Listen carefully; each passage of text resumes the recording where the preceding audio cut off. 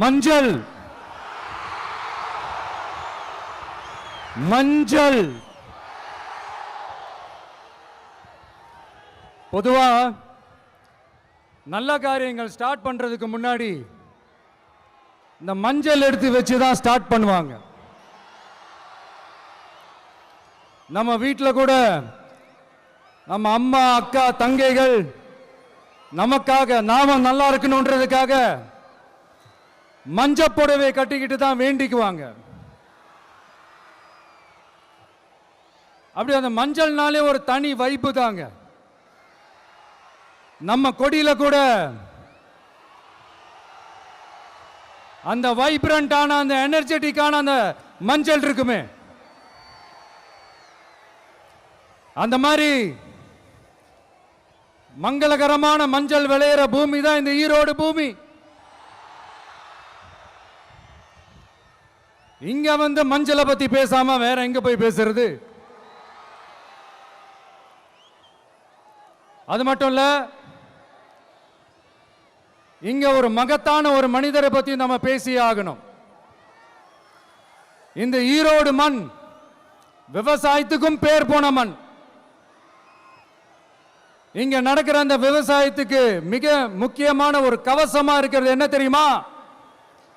காலிங்கராயன் அணை, காலிங்கராயன் கால்வாய். காலிங்கராயன் அணை கட்டினதுலையும் கால்வாய் வெட்டினதுலையும் உயிரான உணர்வு பூர்வமான நிறைய விஷயங்கள் இருக்குது. அப்படி அந்த ப்ராசஸ்ல அவர் அந்த அணை கட்டும் போதும் கால்வாய் வெட்டும் போதும் ரொம்ப சோர்வடைஞ்சிட்டாராம்.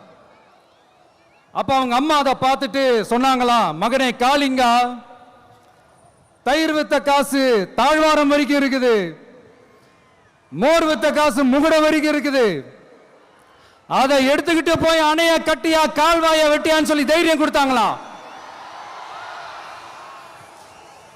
பெத்த அம்மா கொடுக்கிற அந்த தைரியம் இருக்கு பாருங்க, அதை தாண்டி வேற எதுவுமே கிடையாதுங்க. ஒரு மனுஷனால எதையும் சாதிச்சு காட்ட முடியும். அப்படி ஒரு தைரியத்தை தான் இப்ப நீங்க என்னுடைய அம்மா அக்கா தங்கைகள் நண்பா நண்பிகள் தோழர்கள் எல்லாரும் எனக்கு கொடுத்திருக்கிறீங்க. அதே தைரியத்தை, அதே துணையா என் கூட நிக்கிறீங்க. இதை எப்படி நம்ம பிரிச்சு விடலாம்? இதை எப்படி நம்ம கெடுக்கலாம்? என்னெல்லாம் அவதூறுகள் நம்ம விஜய் மேல சொல்லி மக்களை நம்ப வைக்கலாம்? என்னெல்லாம் சூழ்ச்சிகள் நம்ம விஜய் மேல பண்ணி மக்களை நம்ப வைக்கலாம்? இப்படி சூழ்ச்சிகளை மட்டுமே நம்பி பொழப்ப நடத்துற சில சூழ்ச்சிக்கார கூட்டங்கள் இதை தொடர்ந்து செஞ்சுக்கிட்டு தான் இருக்கு. ஆனா அவங்களுக்கு தெரியாது, இது இன்னைக்கு நேத்து வந்த உறவு இல்ல. கிட்டத்தட்ட 30-33 வருஷத்துக்கு மேல இருக்கிற உறவு. ஏன் நான் சினிமாவுக்கு வந்தப்போ எனக்கு வயசு 10, அப்பல இருந்தே இந்த உறவு ஸ்டார்ட் ஆகி போயிட்டு இருக்குன்னு அவங்களுக்கு தெரியாம போச்சு. அதனால என்ன பண்ணாலும், நீங்க என்ன ட்ரை பண்ணாலும், எல்லாத்தையும் விட்டுட்டு மக்களுக்காக வந்திருக்கிற இந்த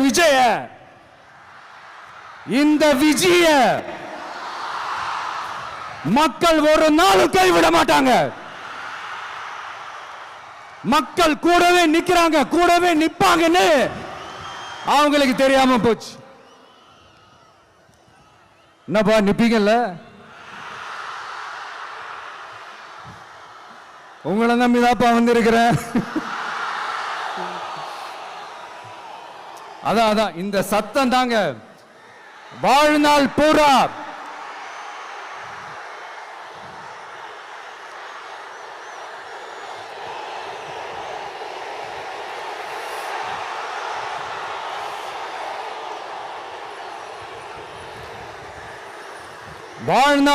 உங்களுக்கு நன்றியோடவே இருப்பேன். இப்போ நம்ம காளிங்கராயன் அவர்கள் அணையை கட்டுறதுக்காக பவானிக்கு போய் பார்க்கும்போது ஒரு இடத்துல ஒரு பாம்பு வந்து உட்கார்ந்துச்சான், படுத்துச்சான். அது படுத்த இடத்துல தான் அவர் அணையை கட்ட ஸ்டார்ட் பண்ணாராம். அப்புறம் அந்த பாம்பு வளைஞ்சி நெளிஞ்சி போற இடத்துலலாம் கால்வாயை வெட்டினார்னு சொல்லி சில வாய்மொழி கதைகள்லாம் சொன்னாங்க. தண்ணியை சேமிச்சு வச்சு குடிக்கிறதுக்கும் விவசாயத்துக்கும். தம்பி கீழே இறங்கு, தம்பி கீழே இறங்குப்பா, ப்ளீஸ் கீழே இறங்குப்பா.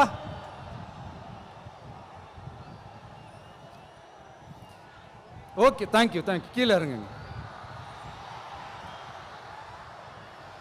கீழே இறங்குப்பா.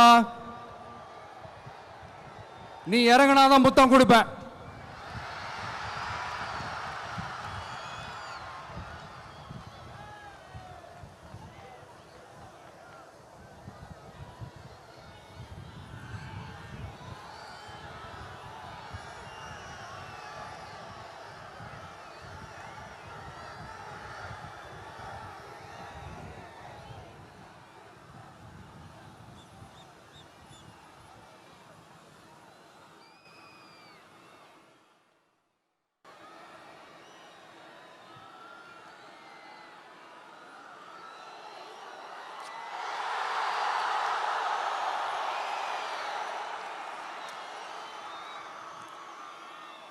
இப்படி தண்ணியை சேமிச்சு வச்சு குடிக்கிறதுக்கும் விவசாயத்துக்கும் வழி வகுக்கிறது எவ்வளவு பெரிய ஒரு நல்ல விஷயம்.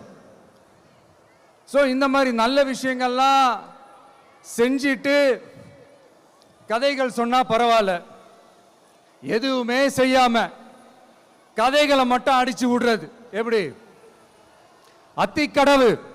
அத்திக்கடவு அவிநாசி திட்டத்தை இன்னும் விரிவுபடுத்தினா அந்த 3 மாவட்டத்தில் இருக்கிற லட்சக்கணக்கான மக்களுக்கு எவ்வளவு பிரயோஜனமா இருக்கும். எத்தனையோ லட்சம் ஏக்கர் நிலங்கள்ல விவசாயம் நடத்தினா எவ்வளவு பிரயோஜனமா இருக்கும். ஏன் அதெல்லாம் பண்ண மாட்டேன்றீங்க? வள்ளுவர் கோட்டத்துக்கு காட்டுற அக்கறைய இங்க மக்கள் வாழ்வாதாரத்தில் கொஞ்சம் காட்டலாம்ல, ஏன் காட்ட மாட்டேன்றீங்க? இங்க என்ன கவர்மெண்ட் நடத்துறாங்களா இல்ல கண்காட்சி நடத்துறாங்களா? இந்த 21ஆம் நூற்றாண்டிலே மக்களை பத்தி எதுவுமே யோசிக்கிறது இல்ல. ஆனா அந்த காலத்திலேயே இது எல்லாத்தையும் பத்தி யோசிச்ச மக்களை பத்தி, குடிக்கிற தண்ணியை பத்தி, விவசாயத்தை பத்தி, அணை கட்டுறதை பத்தி, கால்வாய் வெட்டுறதை பத்தி, இதெல்லாம் எங்கிருந்து? பவானியிலிருந்து நொய்யலாறு வரைக்கும் கால்வாய் வெட்டி இதெல்லாத்தையும் பத்தி யோசிச்ச காளிங்கராயன் அவர்களுக்கு கோடி கும்பிடு போட்டாலும் பார்த்தாதுங்க. இப்படி அந்த காலத்துல இருந்த ஒரு ஹீரோவை பத்தி பேசிட்டு இந்த காலத்துல, அதாவது 1920th செஞ்சுரியில இருந்த ஒரு ஹீரோவையும் பத்தி நம்ம பேசி ஆகணும்ல. ஒருத்தர் இலகிய மனம் கொண்ட ஹீரோனா இன்னொருத்தர் இரும்பு மாதிரி அயன் மேன் தான். எஸ், நம்ம ஈரோடு கடப்பாறை தான்.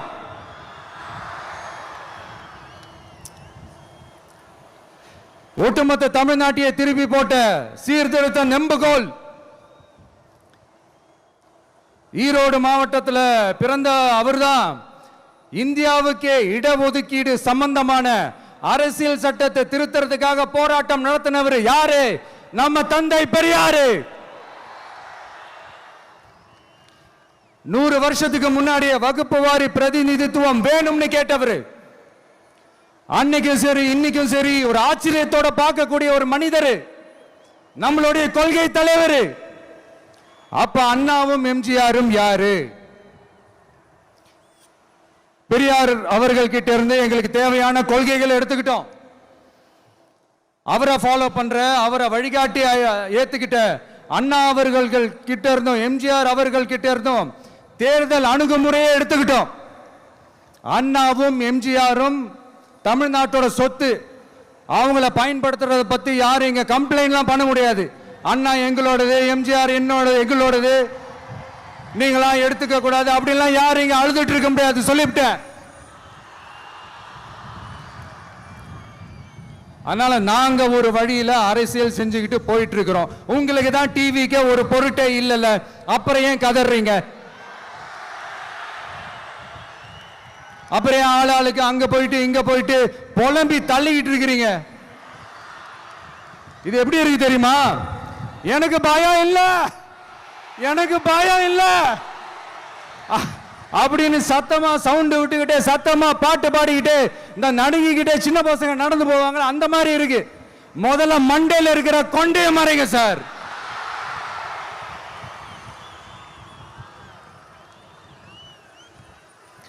சும்மா மாறு வேஷத்துல மறு வச்சுக்கிட்டு மீடியா ஆளு ரேடியோ ஆளுன்னு இவங்க ஆளுங்களே மாத்தி மாத்தி அனுப்பிக்கிட்டு இதெல்லாம் என்ன மக்களுக்கு தெரியாதுன்னு நினைச்சிட்டு இருக்கீங்களா? மக்கள் எல்லாத்தையும் உன்னிப்பா கவனிச்சிட்டு இருக்காங்க. அதனாலதான் சொல்றேன், உங்களுக்கு நீங்க கொள்ளையடிச்சு வச்சிருக்கிற காசு தான் துணை. ஆனா எனக்கு என் மேல எல்லையில்லா பாசம் வச்சிருக்கிற இந்த மாசு தான் துணை.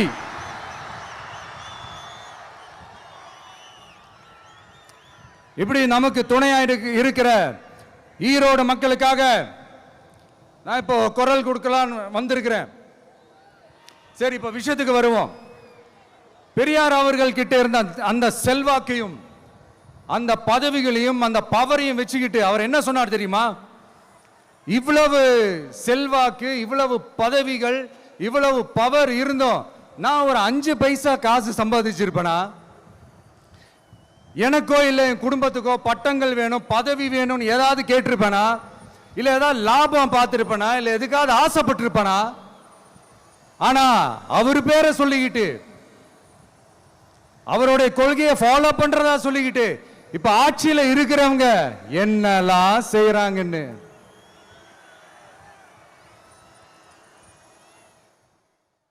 அதனாலதான் சொல்றோம், பெரியார் பேரை சொல்லிக்கிட்டு தயவு செஞ்சு கொள்ளையடிக்காதீங்கயா, தயவு செஞ்சு கொள்ளையடிக்காதீங்க. அவரு பேரை சொல்லிக்கிட்டு பெரியார் பேரை சொல்லி கொள்ளையடிக்கிற இவங்க தான் நம்மளுடைய அரசியல் எதிரி.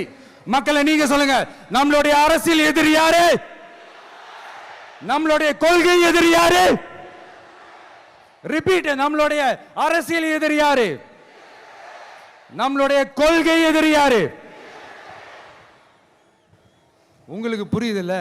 எனக்கு அது போதும்யா, எனக்கு வேற எதுவுமே தேவையில்லை.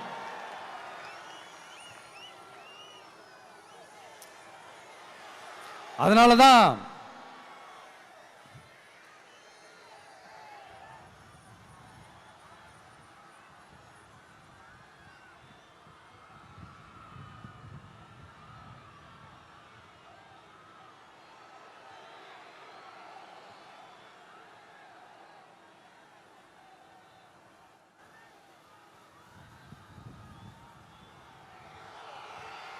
உங்களுக்கு நம்மளை பத்தி நம்ம அரசியலோட நீங்க எல்லாரும் என்னோட அரசியலோட கனெக்டடா இருக்கீங்கன்றது ரொம்ப தெளிவா தெரியுது. அதனால எனக்கு அது போதும். அதனாலதான் எதிரிகள் யாருன்னு சொல்லிட்டு களத்துக்கு வந்திருக்கிறோம். அதனால அவங்கள மட்டும் தான் எதிர்ப்போம். அதுவும் அந்த எதிரிகள் யாரு இப்போ இங்க 2026 சட்டமன்ற தேர்தலில் களத்தில் இருக்கிறாங்களோ அவங்கள மட்டும் தான் எதிர்ப்போம். சும்மா களத்திலே இல்லாதவங்களையும், களத்துக்கும் அவங்களுக்கும் சம்பந்தமே இல்லாதவங்களையும் எதிர்க்கிற ஐடியாலாம் இல்ல பாஸ். நீங்க கேட்கிறீங்கன்றதுக்காக எதிர்த்துட்டு இருக்க முடியாது பாஸ்.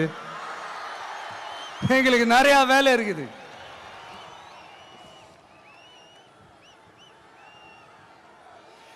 எத்தனை எத்தனை பொய்யான வாக்குறுதிகள். வந்த உடனே நீட்டை ரத்து செய்வோம், கல்வி கடனை ரத்து செய்வோம், கேஸ் சிலிண்டருக்கு மானியமா 100 ரூபாய் தருவோம், என்னெல்லாம் அடிச்சு விட்டுட்டு இன்னி வரைக்கும் கேட்கிறேன், இதெல்லாம் சொன்னாங்களே செஞ்சாங்களா? இவங்க எப்பவுமே இப்படிதான், சொல்றது ஒண்ணு செய்யறது ஒண்ணு. திமுகவும் பிரச்சனைகளும் ஃபெவிகால் போட்டு ஓட்டின ஃப்ரெண்ட்ஸ் மாதிரி ஒன்னிலிருந்து ஒன்னை பிரிக்கவே முடியாது. இப்போ ஈரோடு பகுதியில் இருக்கிற பிரச்சனையை பத்தி பேசுவோம்.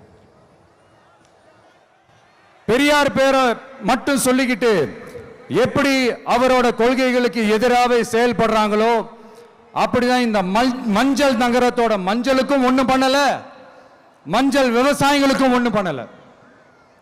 ஆராய்ச்சி மையம், சிறப்பு மையம்னு கோடி கோடியா டெண்டர் விட்டாங்க, பேருக்கு கட்டிடத்தை கட்டினாங்க. ஆனா உலகமே போட்டி போட்டு வாங்குற மஞ்சளை மதிப்பு கூட்டி விற்பனை செய்ய, அதாவது அதோட வேல்யூ இன்க்ரீஸ் பண்ணி நம்ம விவசாயிகளுக்கும் இந்த மாவட்ட மக்களுக்கும் நன்மை செய்ய இதுவரைக்கும் என்ன செஞ்சிருக்காங்கன்னு யோசிச்சு பார்த்தா ஒரு பெரிய ஜீரோ தான். கரும்பு நெல்லுக்கு அரசாங்கம் விலை பிக்ஸ் பண்றாங்க, அதையும் ஒழுங்கா பண்றதில்ல. ஒவ்வொரு முறையும் பிரச்சனை. அங்க நெல் கொள்முதல் செய்யறதுல ஊழல். சரி, நாம கஷ்டப்பட்டு விளைய வச்சது வீணா போக கூடாதுன்னு நினைச்சு நம்ம விவசாயிகள் கேட்கிற லஞ்சத்தை கொடுத்தாலும் அதுக்கப்புறம் கூட அந்த கொள்முதல் ஒழுங்கா நடக்கிறது இல்லை. அதையும் தாண்டி ஏதோ ஒரு விலை விவசாயிகளுக்கு கிடைக்குது. அப்படிலாம் இல்லாம ஒழுங்கா நேர்மையா நம்ம மஞ்சளுக்கும் நியாயமான விலை பிக்ஸ் பண்ணி தரமான விதைகளை கொடுத்தா என்ன குறைஞ்சா போயிடுவாங்க? இதெல்லாம் யோசிக்கிறதுக்கு அவங்களுக்கு நேரமே இல்லை. 24x7 அவங்களோட யோசனை என்ன தெரியுமா? இந்த விஜயை எப்படி முடக்கலாம், தமிழக வெற்றி கழகத்தை எப்படியெல்லாம் முடக்கலாம், அப்படிதான் அவங்களுடைய சிந்தனையே 24x7. எத்தனையோ வருஷத்துக்கு முன்னாடி நம்ம காளிங்கராயர் நதிகளின் இணைப்புக்கு முன்னோடியா இருந்தார். பவானி ஆத்தலவர் அதிகமான தண்ணி அணை கட்டி தேக்கி தண்ணீர் வறட்சியான பகுதிகளுக்கு அனுப்பினார். ஆனா இன்னைக்கு இவ்வளவு நவீன வசதிகள் இருந்தோம், இவ்வளவு சயின்ஸ் வளர்ச்சிகள் இருந்தோம், இவ்வளவு டெக்னாலஜி வளர்ச்சிகள் இருந்தோம், அவங்க வாக்குறுதியில் ஒன்று கொடுத்தாங்கல்ல, பவானி நொய்யலாறு அமராவதி 6 இணைப்பு திட்டத்துக்கு ஒரு துரும்ப கூட கிள்ளி போடல. வாக்குறுதி நம்பர் 103 சொன்னாங்களே, செஞ்சாங்களா? சரி, இதாவது ஒரு பெரிய ப்ராஜெக்ட் வைங்க. ஆறுகளை சுத்தப்படுத்த பல ஆயிரம் கோடி நிதி ஒதுக்குவோம், தமிழ்நாட்டில் உள்ள ஆறுகளை சுத்தப்படுத்துவோம்னு சொன்னாங்களே, செஞ்சாங்களா? ஆனா ஆத்து மணலை கொள்ளையடிக்கிறதுல மட்டும் வேலையை கரெக்டா செய்வாங்க. இதை நான் ஏன் திரும்ப திரும்ப சொல்றேன்னா, மக்களே நீங்க புரிஞ்சுக்கணும். கொஞ்சம் மசந்தா மற்ற மாவட்டங்கள்ல மணல் காணாம போன மாதிரி, மலைகள் காணாம போன மாதிரி, நம்ம மாவட்டத்தில் தனி வளத்தை கொடுத்த செம்மண்ணும் காணாம போறதுக்கு வாய்ப்பு இருக்கு மக்களே. நம்ம மண்ணுக்கும் நம்ம ஆத்துக்கும் நம்ம விவசாயிக்கும் தான் இந்த மோசமான நிலைமை. அதனால ஏதாவது தொழில் செஞ்சு பிழைக்கலாம்னு பார்த்தா அதுக்கும் எங்க விடுறாங்க? தொழில்னு பார்த்தா 30% நெசவாளர்களுக்கு கூலி பாக்கி. அரசாங்கம் நம்ம நெசவாளர்கள் கிட்ட இருந்து கொள்முதல் செய்த வேட்டி சேலைக்கான கூலியை கூட போராடித்தான் வாங்க வேண்டியதா இருக்குது. அது சலுகையோ உதவியோ நலத்திட்டமோ கிடைக்காது. நம்ம உழைப்புக்கான ஊதியம், நம்மளோட உரிமை, அதுக்கே போராட வேண்டிய நிலையில தான் இந்த அரசாங்கம் நம்மளை வச்சிருக்கு. நல்லா பார்த்துக்கங்க மக்களே, உரிமைக்கு குரல் கொடுத்தவங்க தான் இவங்க. சிறு குறு தொழில்கள் பீக் ஹவர்ஸ் சார்ஜ்னு கரண்ட்டுக்கு அநியாய விலை வச்சு அதையும் செய்ய விடாம நம்மளை முடக்கிறாங்க. அந்த பீக் ஹவர்ஸ் சார்ஜ் கொள்ளையால எத்தனை வருஷமா எவ்வளவு பேர் பாதிக்கப்படுறோம், எவ்வளவு தொழில்கள் பாதிக்கப்படுது. நாமளும் கத்துறோம், போராடுறோம், கோரிக்கை வைக்கிறோம். எதையாவது இவங்க கண்டுக்கிறாங்களா? கொஞ்சம் யோசிங்க. ஏன் கண்டுக்க மாட்டேன்றாங்கன்னு கொஞ்சம் யோசிங்க. அப்பதாங்க பிரைவேட்ல அதிக விலைக்கு கரண்ட் வாங்க முடியும், அதுக்கு டெண்டர் விட முடியும். அப்படி டெண்டர் விட்ட மேட்டர்ல எல்லாம் என்ன நடக்கும்னு உங்களுக்கும் தெரியும், எனக்கும் தெரியும், நம்ம எல்லாருக்குமே தெரியும். இந்த மாதிரி ஈரோடுல மட்டும் இல்ல, எந்த மாவட்டத்துக்கு போனாலும் பிரச்சனைகள் மேல பிரச்சனைகள் தான். அதையெல்லாம் தீக்கிறதுக்கு ஒரு சொல்யூஷன் கூட சொல்லாம இதுல வேற பெருமையா மாடல் அரசுங்கிறது இல்ல. நான் கேட்கிறேன், கூச்சமா இல்ல?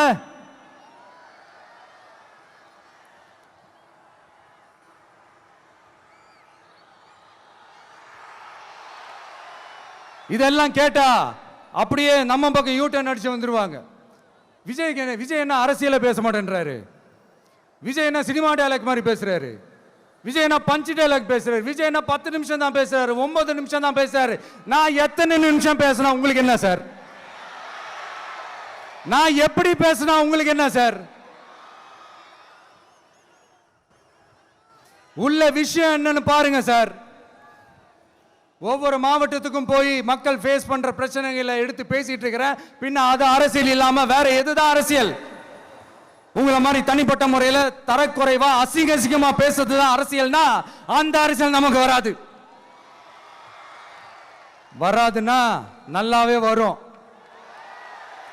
உங்களை விட எனக்கு அது நல்லாவே வரும். வேணான்னு விட்டு வச்சிருக்கிறோம். அப்புறம் உங்களுக்கு நமக்கு என்ன வித்தியாசம்? காஞ்சிபுரத்தில் நாம பேசும்போது இந்த மாதிரி உங்களால் அமைக்கப்பட போற ஆட்சியில நம்ம ஆட்சிக்கு வந்த உடனே என்னெல்லாம் செய்ய போறோம்ன்றது சிலது சொன்னோம். அதையெல்லாம் தப்பா புரிஞ்சுக்கிட்டு இப்போ சொல்றேன், விளக்கமா சொல்றேன். நான் சலுகைகளுக்கு எதிரானவன் கிடையாது. மக்களுக்கான சலுகைகளை இலவசம்னு சொல்லி அசிங்கப்படுத்துறதுல எனக்கு உடன்பாடு கிடையாது. மக்கள் காசுல மக்களுக்கு செய்யறதை எப்படி இலவசம்னு சொல்லுவீங்க? அப்படியே செஞ்சிட்டாலும் ஓசில போறேன்னு சொல்லி அசிங்கப்படுத்துறீங்க. என்ன கேட்கறதுக்கு ஆள் இல்லைன்னு நினைச்சீங்களா? மக்களுக்கு ஒண்ணுன்னா இந்த விஜய் வந்து நிப்பா, இந்த விஜய் வந்து கேள்வி கேட்பா. இந்த விஜய் எப்பவுமே மக்கள் பக்கம் தான், அதே மாதிரி மக்களும் என் பக்கம் தான். என் மக்கள் மானத்தோட மரியாதையோட கௌரவத்தோட வாழணும். என் மக்கள் யாருக்கும் கீழே கிடையாது. அப்படி அவங்க கௌரவத்தோட வாழணும்னா அவங்களுக்கான வாழ்க்கை தரம் உயரணும். வாழ்க்கை தரம் உயரணும்னா அவங்களோட வாழ்வாதாரம் உயரணும். வாழ்வாதாரம் உயர்ந்தாதான் பொருளாதாரம் உயரும். பொருளாதாரம் உயர்ந்தாதான் வசதி வாய்ப்புகள் உயரும். இதெல்லாம் உயர்ந்தாலே ஆட்டோமேட்டிக்கா அவங்களோட வாழ்க்கை தரம், அவங்களுக்கான மரியாதை, அவங்களுக்கான கௌரவம் எல்லாமே உயரும். இதுக்கான வழிகள், அந்த சூழல்களை அந்த கவர்மெண்ட் அமைச்சு கொடுக்கணும். இதுக்கான அந்த திட்டங்களை செயல்படுத்தணும். இதெல்லாம் செஞ்சாதான் அந்த அரசாங்கம் ஒரு நல்ல அரசாங்கம். இதைத்தான் சொன்னோம்.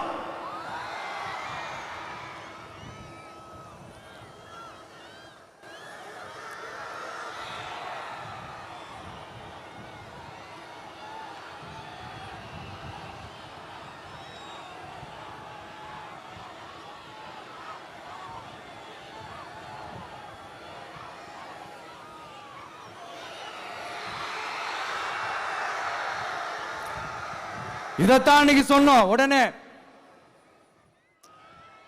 சொன்னா மட்டும் போதுமா? எப்படி செயல்படுத்துவீங்க? நாங்க என்ன வாயிலேயே வடை சுடுறதுக்கு டிஎம்கேவா?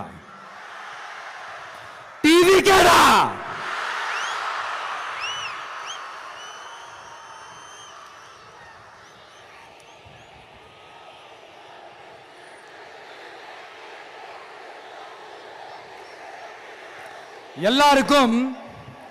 எல்லாருக்கும் நிரந்தரமான ஒரு வீடு இருக்கணும்னு சொன்னோம். உடனே எங்க ஆட்சியிலே நாங்க எல்லாரும் வீடு கட்டி கொடுத்துட்டோமே அப்படிங்கிறது இல்ல. நான் கேட்கிறேன், இங்க உங்களை தான் கேட்கிறேன், இங்க வாடகைக்கு இருக்கிறவங்களே இங்க யாரும் இல்லையா? எல்லாருக்கும் சொந்தமா வீடு கட்டி கொடுத்துட்டாங்களா?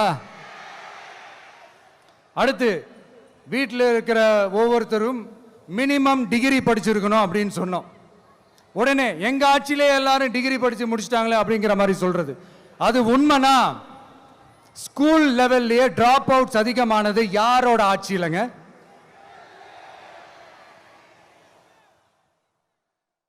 பசங்க பிள்ளைங்க யாரும் ஸ்கூல்ல சேரலன்னு சொல்லிட்டு எனக்கு தெரிஞ்சு 207 கவர்மெண்ட் ஸ்கூல்ஸ் மூடினது யாரோட ஆட்சியிலங்க?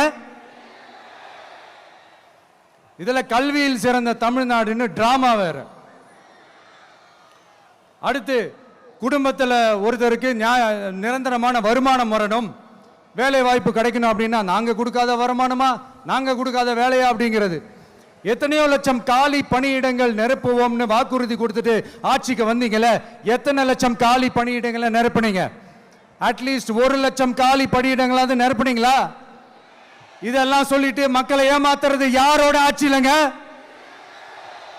அடுத்து ரொம்ப முக்கியமா பெண்களுக்கு பாதுகாப்பு இல்லை, சட்டம் ஒழுங்கு சரியா இல்லைன்னு சொன்னா தமிழ்நாட்டில் பெண்கள் பாதுகாப்பு தான் அதிகமா இருக்குதான். நீங்க சொல்லுங்க மக்களே, பெண்கள் பாதுகாப்பு இருக்கு, சட்டம் ஒழுங்கு சரியா இருக்கு? அவங்க சொல்றது உண்மையா? அவங்க சொல்றதை நீங்க ஏத்துக்கிறீங்களா? சத்தமா கேக்குதா சார்? இதுதான் ரியாலிட்டி, இதுதான் நிஜம். நம்மளுடைய ஆட்சியில சட்டம் ஒழுங்குல சமரசமே இருக்காது. அதனாலதான் இவ்வளவு ஸ்ட்ராங்கா சொல்றோம், தைரியமா இருங்க மக்களே. இந்த மாதிரி விஷயங்கள்லாம் நம்ம மக்கள் கிட்ட எடுத்து சொன்னா உடனே இந்த இது எடுத்துட்டு வந்துருவாங்க.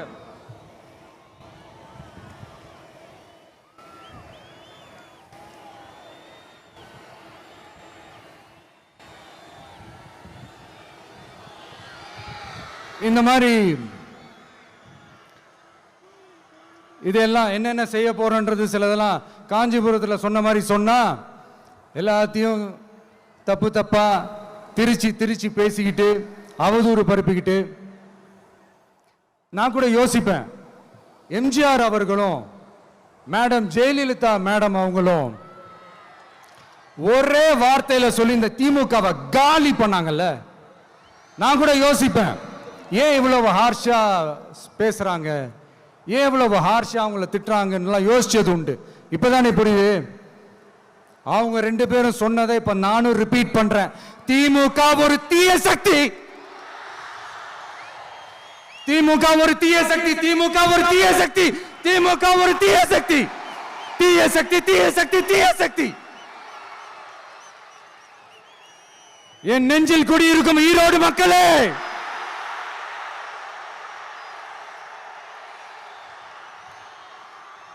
டிவிகே ஒரு தூய சக்தி. எப்படி? டிவிகே ஒரு தூய சக்தி. தூய சக்தி டிவிகேவுக்கும் தீய சக்தி டிஎம்கேவுக்கும் தான் போட்டியே.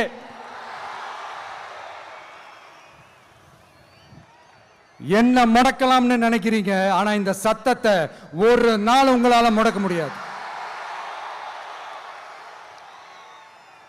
மக்கள் விரோத திமுக அரசை வீழ்த்த மக்கள் சக்தியான நம்மளால மட்டும்தான் முடியும். அண்ணன் செங்கோட்டையன் அண்ணன் அவர்கள் நம்ம கூட வந்து சேர்ந்தது நமக்கு ஒரு மிகப்பெரிய ஒரு பலம். அந்த மாதிரி செங்கோட்டையன் அண்ணன் அவர்கள் மாதிரி இன்னும் நிறைய பேர் வந்து சேர இருக்கிறாங்க. அவங்க எல்லாருக்குமே அந்த உரிய அங்கீகாரத்தை கொடுப்போம். அது மட்டும் இல்ல, அப்புறம் இன்னொரு விஷயம் சொல்ல மறந்துட்டேன். இப்போ ரீசண்டா ஒரு இடத்துல நம்ம சிஎம் சார் அவர்கள் பேசும்போது சொன்னாங்க, என் கேரக்டரையே புரிஞ்சுக்க மாட்டேங்கிறேன். இது சினிமா டயலாக் இல்லையா? நான் ஏதாவது பேசினா சினிமா டயலாகா? சார் பேசினா அது சினிமா டயலாக் இல்லையா? சிலப்பதிகாரத்திலிருந்து எடுத்ததா அந்த லைன். என் கேரக்டரையே புரிஞ்சுக்க மாட்டேன்றது. உங்களை எப்படிதான் சார் புரிஞ்சுக்கிறது? எந்தெந்த விஷயத்துலலாம் சார் உங்க கேரக்டர் நாங்க புரிஞ்சுக்கிறது? அதையும் நீங்களே சொல்லிட்டீங்கன்னா கொஞ்சம் நல்லா இருக்கும் சார். சட்டம் ஒழுங்குல நாடே சந்தி சிரிக்குது, அதுலையா? பெண்கள் பாதுகாப்புல நாடே சந்தி சிரிக்குது, அதுலையா? பொய் வாக்குறுதிகளா கொடுத்து ஏமாத்தி ஆட்சிக்கு வந்தீங்களே, அதுலையா? எதுல தான் சார் உங்க கேரக்டர் நாங்க புரிஞ்சுக்கிறது? ஆனா ஒண்ணு, தமிழ்நாட்டில் ஆட்சி செய்யற நீங்களும் சரி, ஒன்றியத்தில் ஆட்சி செய்யறவங்களும் சரி, நீங்க ரெண்டு பேரும் முதல்ல என்னோட கேரக்டரை புரிஞ்சுக்கணும் சார். என்னோட கேரக்டர்னு சொன்னது நம்ம மக்களோட கேரக்டரை. 2026 சட்டமன்ற தேர்தலோட அந்த கேரக்டரே கொஞ்சம் வேற மாதிரி சார். அதை கொஞ்சம் தயவு செஞ்சு நீங்க புரிஞ்சுக்கணும் சார். புரிஞ்சுக்கலன்னா மக்களே உங்களுக்கு புரிய வைப்பாங்க சார். கான்பிடென்டா இருங்க சார், நல்லதே நடக்கும் சார். வெற்றி நிச்சயம் சார். மீண்டும் சந்திக்கும் வரை நன்றி, வணக்கங்க சார். நண்பா, நண்பிகள், இங்க எல்லாம் பார்த்தோம், எல்லாம் நல்லபடியா நடந்தது. சேஃபா வந்துட்டு சேஃபா வீட்டுக்கு போயிடுங்க. எனக்கு எல்லாத்தையும் விட நீங்க தான் எனக்கு முக்கியம். தயவு செஞ்சு சேஃப்டியா போயிட்டு வாங்க. ஒரு ஈரோடு செல்ஃபி ஒன்று எடுப்போமா?